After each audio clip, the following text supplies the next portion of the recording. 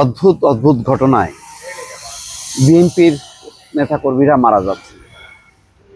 আমি মানে আমি জানি না বিএনপি নেতারা আওয়ামী লীগ আমলে কত অত্যাচারিত হয়েছে, কত নেতাকর্মী গুম খুনের শিকার হয়েছে তার একটা তালিকা করছে, কিন্তু 5ই আগস্টের পর নিজেদের হাতে নিজেদের কত কর্মী হতাহত হয়েছে তারও একটা তালিকা থাকা দরকার।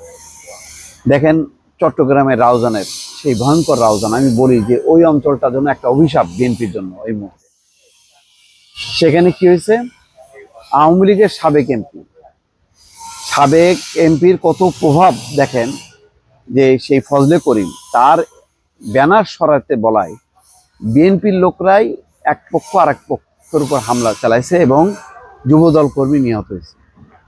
এর চেয়ে আর দুঃখের সংবাদ বিএনপির জন্য কি হইতে পারে?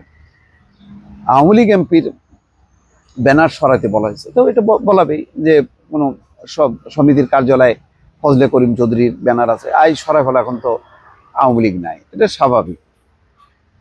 তো সেটার জন্য যুব দলের মানে এক পক্ষ আর এক পক্ষের সঙ্গে সেখানে তর্কাতর্কি হয়েছে, পরে হামলার ঘটনা ঘটছে। দর্শক, সেই খবরে বলা হচ্ছে স্থানীয় একটি বাজারে ব্যবসায়ী সমিতির কার্যালয়ে টাঙানো ছিল আওয়ামী লীগের সাবেক এমপির ছবি সম্বলিত ব্যানার। আচ্ছা, ইউনিয়ন যুব দলের একটি অংশের নেতা সমিতির সভাপতি সম্পাদককে ডেকে সেটি সরাতে বলেন। এরপর অনুসারীদের নিয়ে সেখান থেকে ফেরার পথে ওই যুবদল নেতা এবং তার অনুসারীদের সঙ্গে বিষয়টি নিয়ে তর্কাতর্কি হয় স্থানীয় বিএনপির আরেক পক্ষের নেতাকর্মীদের সঙ্গে।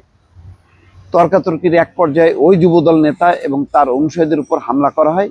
এই সময় ধারালো অস্ত্রের আঘাতে এক যুবদল কর্মী নিহত হন, আহত হন আরো একজন। দেখেন, রক্তক্ষরণ বন্ধ হচ্ছে না, মৃত্যুর মিছিল আস্তে আস্তে বড় হচ্ছে বিএনপির ভিতরে।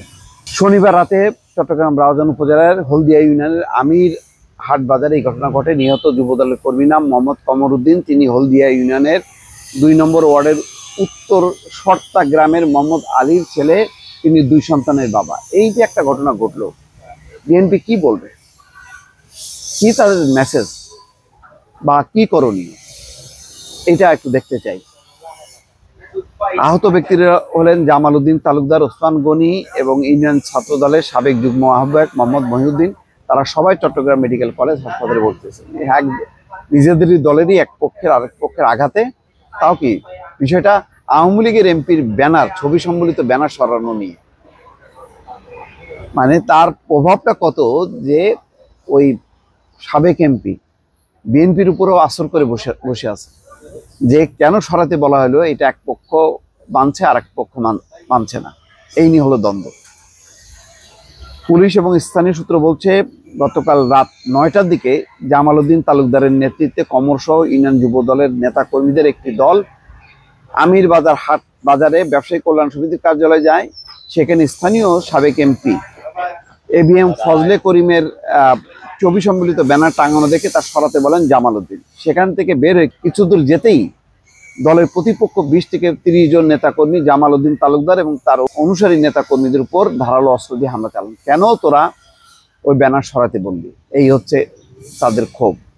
এই সময় 4 জন আহত হয়। এর মধ্যে কমর উদ্দিন আহত অবস্থায় গতকাল দিবাগত রাত 12টার দিকে চট্টগ্রাম মেডিকেল কলেজ হাসপাতালে জরুরি বিভাগ নেওয়া হয়। সেখানে চিকিৎসক তাকে মৃত ঘোষণা করেন। দেখেন, এই হচ্ছে বিএনপির চেহারা। এই বিএনপি লইয়া বিএনপি কি করিবে আল্লাহ জানে। আজকে আমাকে একজন সেই মাদাগাস্কার, আফ্রিকার একটা দেশ, ফোন করে বললো যে ভাই, মিরপুরে আমি একটা বাড়ি করতেছিলাম, আমারই দলের এরা ওই বালুর ট্রাক না কি যেন যন্ত্রপাতি নিয়ে চলে গেছে, বলছে চাঁদা দিতে হবে, চাঁদা না দিলে হবে না। আচ্ছা ঠিক আছে ভাই, আসেন, দেশে এসে বলেন, আপনারা না বললে তো আমরা তার থেকে এটা প্রচার করবো। বললো ঠিক আছে। সে এখন মরিচ আছে, দেশে ফিরবে। বলেন যে ভাই, আমি যে দল করি সেই মানে দলের নেতা কর্মীদের দ্বারা আমি নির্যাতিত, তা আমি কি এখন চাইবো যে এই দল ক্ষমতায় আসুক? তাহলে পরিস্থিতি কি হবে এখনই যদি এই অবস্থা হয়? এটা সত্য। দর্শক, কথাগুলো বললাম, আশা করি বিএনপির নেতাদের কর্ণগোচর হবে এবং এটা তারা অ্যাকশন নেবে। সাবধান, কি যে হচ্ছে তৃণমূল পর্যায়ে, অকল্পনীয় একটি পরিস্থিতি। দর্শক, ভালো থাকবেন, আল্লাহ হাফেজ।